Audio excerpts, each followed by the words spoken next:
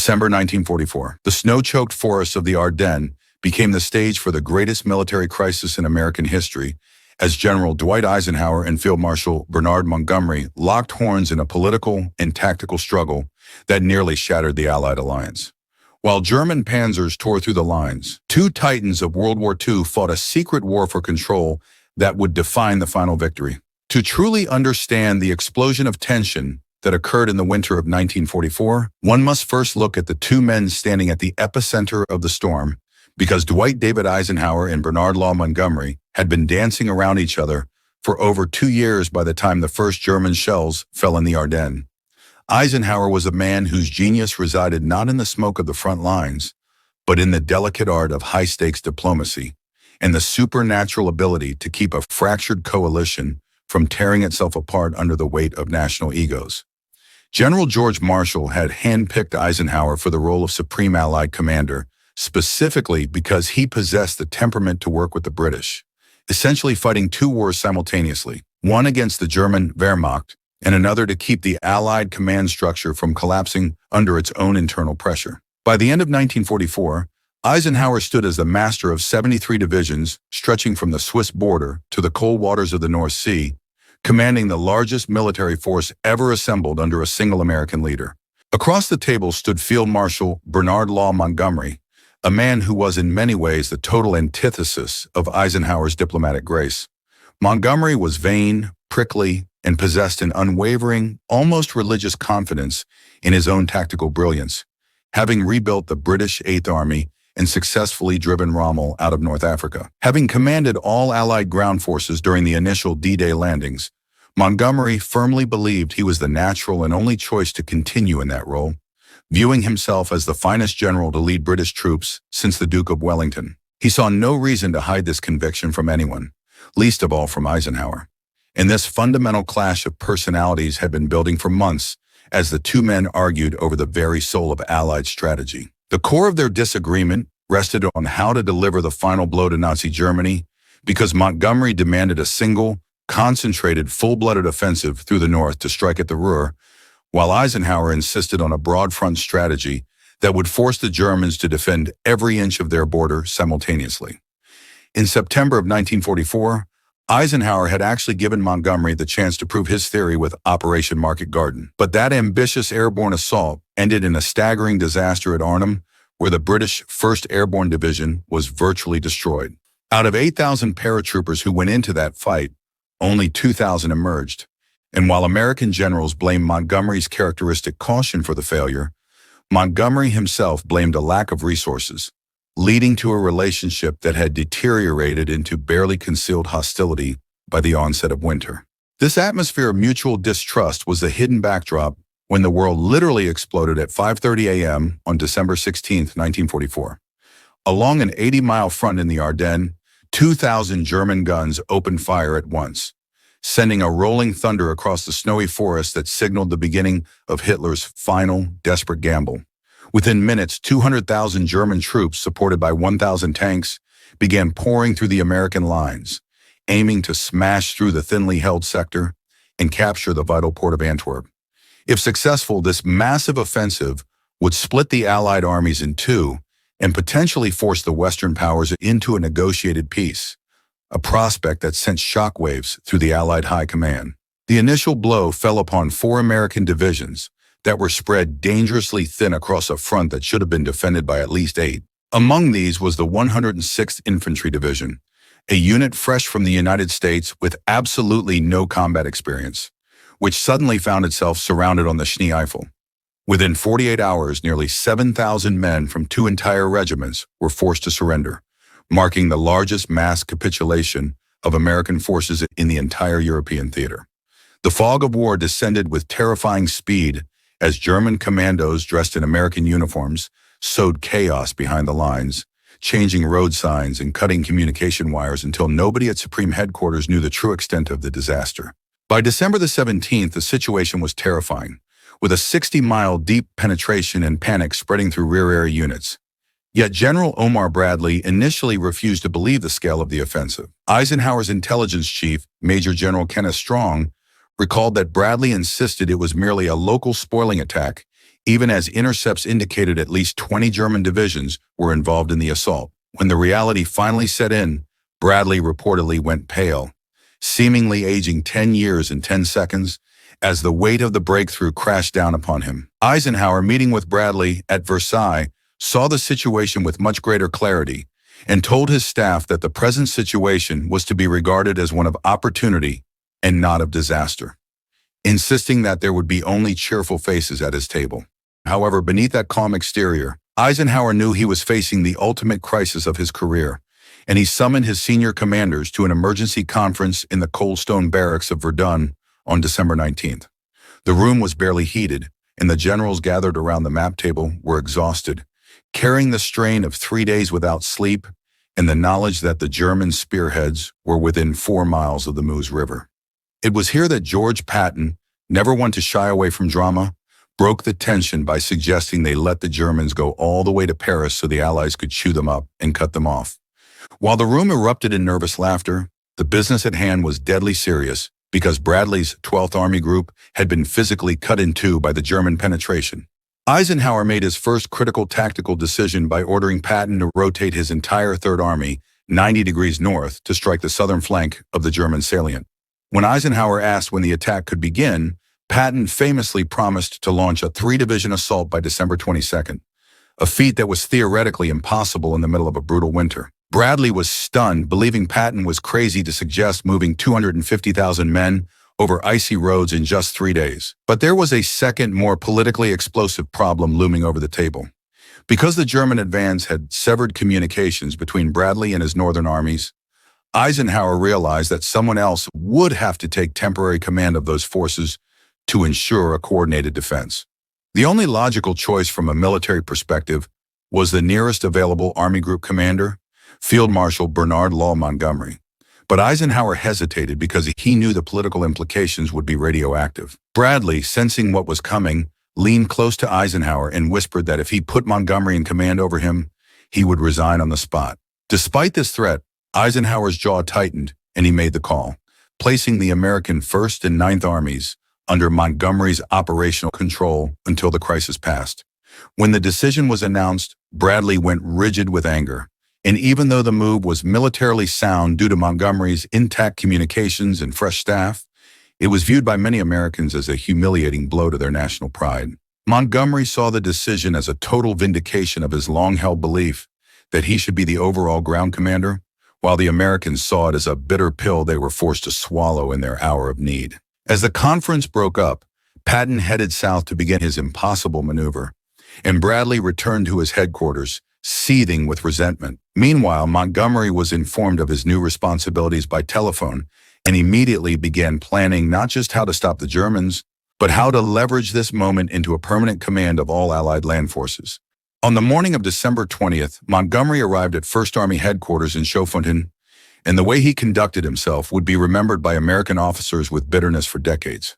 Witnesses described him sweeping into the room like Christ come to cleanse the temple, wearing his trademark beret and radiating a supreme, almost insulting level of confidence. General Courtney Hodges, the commander of the 1st Army, was exhausted to the point of physical illness. Yet Montgomery took one look at the map and immediately began issuing a flurry of new orders. His chief of staff later noted that Montgomery took control with absolute confidence, establishing clear lines of communication and positioning reserves with a superb tactical eye. To the American staff present, however, Montgomery's attitude suggested he was rescuing them from their own incompetence, as he questioned every previous decision and made it clear he found the American defensive plan woefully inadequate. Despite his abrasive personality, Montgomery's defensive strategy was actually excellent, as he identified critical choke points at Elsenborn Ridge and Saint-Vit and reinforced them with British reserves. When Saint-Vit finally fell on December 23rd, after a week of desperate fighting, the delay had already shattered the German timetable and saved the entire northern sector from collapse. But Montgomery could not resist making public comments about tidying up the battlefield, which infuriated the American commanders who were actually doing the fighting and dying in the snow. The situation reached a boiling point on December 22nd, when Montgomery sent a message to Eisenhower proposing that the temporary command arrangement be made permanent. He wanted a formal designation as the overall ground forces commander, arguing that the present setup had led to a situation that was nearly catastrophic. He even wrote to London, claiming the Americans had been badly mauled and their confidence shaken, and that he was busy sorting out the mess they had created. When Eisenhower received these proposals, witnesses reported that he turned white with anger, repeating that Montgomery simply did not understand the nature of coalition warfare. Eisenhower's written reply was diplomatic but firm, stating that command arrangements would be reviewed only after the crisis had passed, which was a polite way of saying no. Meanwhile, Patton's Third Army was achieving what Bradley called one of the most astonishing feats of generalship in history, as they successfully rotated their entire force and launched a coordinated attack in just 72 hours. On December 26, elements of the 4th Armored Division finally broke through to the besieged paratroopers at Bastogne, signaling that the American counteroffensive was well underway. The initiative was shifting back to the Allies, but the internal war between Eisenhower and Montgomery was only beginning to intensify as the year drew to a close. By December 28, the German offensive had been stopped, but not yet defeated, and the salient remained a dangerous threat to the Allied lines. Eisenhower needed every division coordinated into a unified counterattack, but Montgomery had very different ideas about how the battle should proceed. On December 29th, Montgomery sent another message to Eisenhower that was even more presumptuous than the last, proposing that all other attacks be halted in favor of a single concentrated offensive under his command from the north. He wanted Patton to go on the defensive and for all available reserves to be funneled into his sector, with a timeline that wouldn't see an attack until February at the earliest. Eisenhower's response came back within hours, and it was a flat, absolute refusal that set the stage for the most dramatic confrontation of the entire war. The tension that had been simmering between the Allied commanders reached a boiling point as 1944 bled into 1945, transforming a tactical disagreement into a full-scale constitutional crisis within the coalition. Eisenhower had already rejected Montgomery's demand for a single-thrust strategy, but the British Field Marshal was not a man who accepted no as a final answer, especially when he believed the fate of the war hung in the balance. On December 29th, Montgomery sent a message that effectively bypassed the chain of command, suggesting that the current structure was faulty and that the Americans were unable to handle the situation without his singular guidance.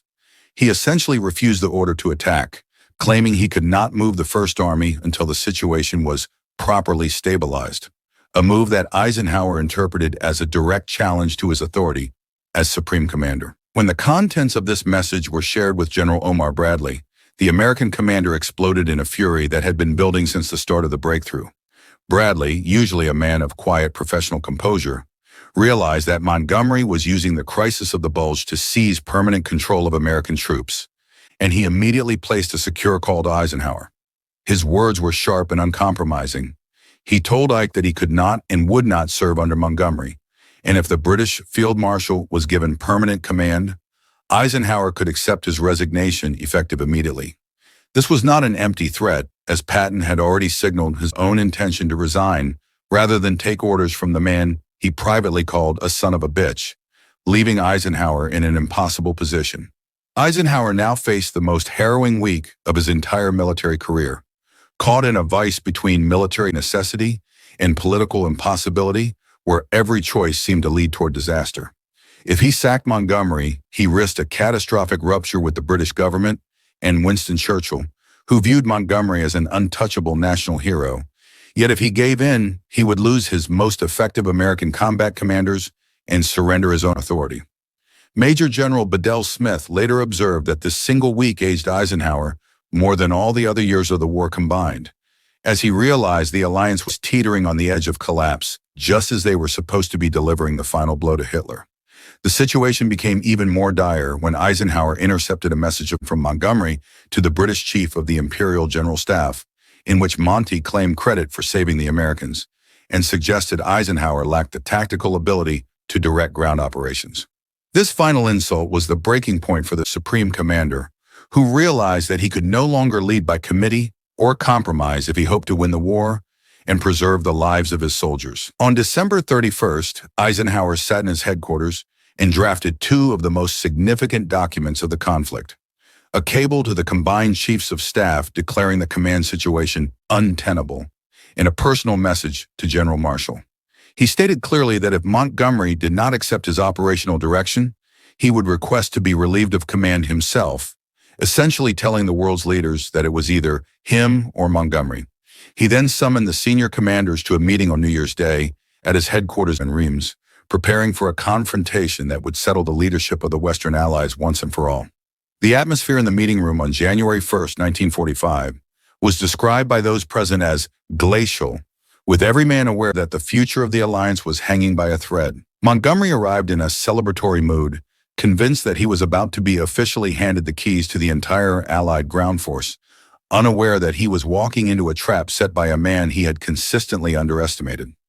Eisenhower did not waste time with pleasantries or diplomatic fluff, instead opening the meeting by reviewing the military situation and stating that the time had come to destroy the German salient completely.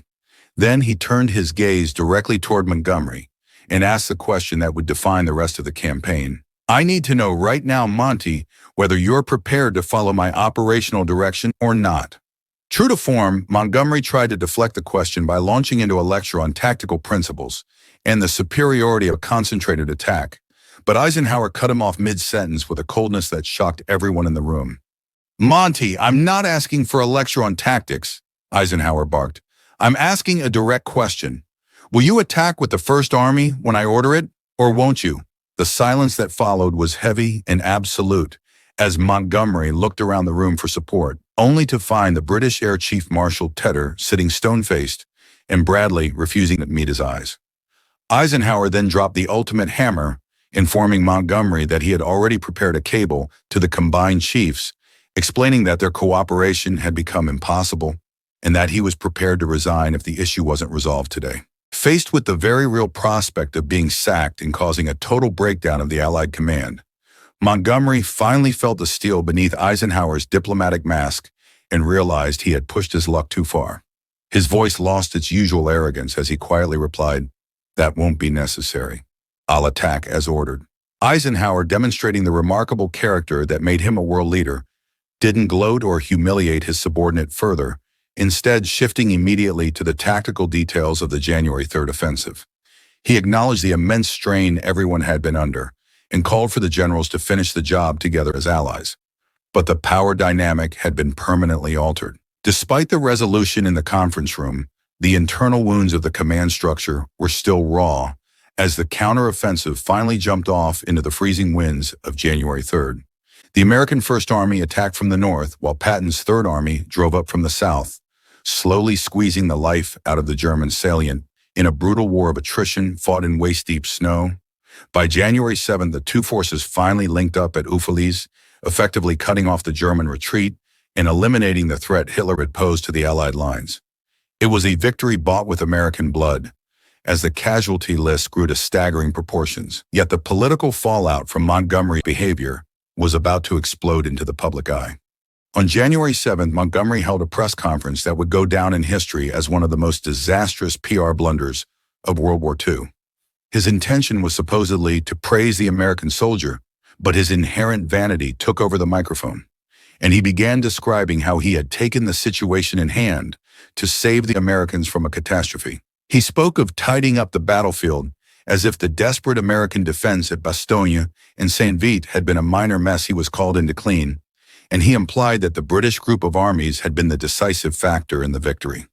The reaction in the United States was instantaneous and radioactive, with newspapers screaming that Montgomery was claiming credit for a victory paid for with 80,000 American casualties. The fury reached such a level that even Winston Churchill felt compelled to intervene in the House of Commons to prevent the alliance from shattering under the weight of public outrage.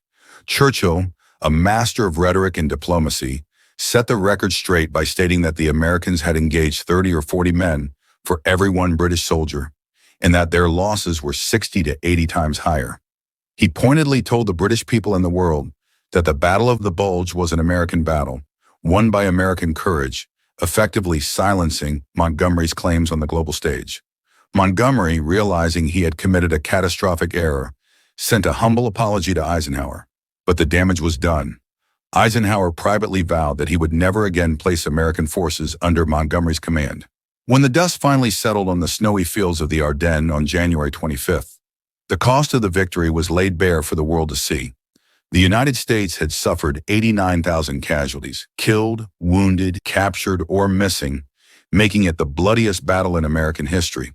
In contrast, British losses numbered around 1,400, a disparity that underscored why the American commanders felt so personally insulted by Montgomery's attempts to claim leadership.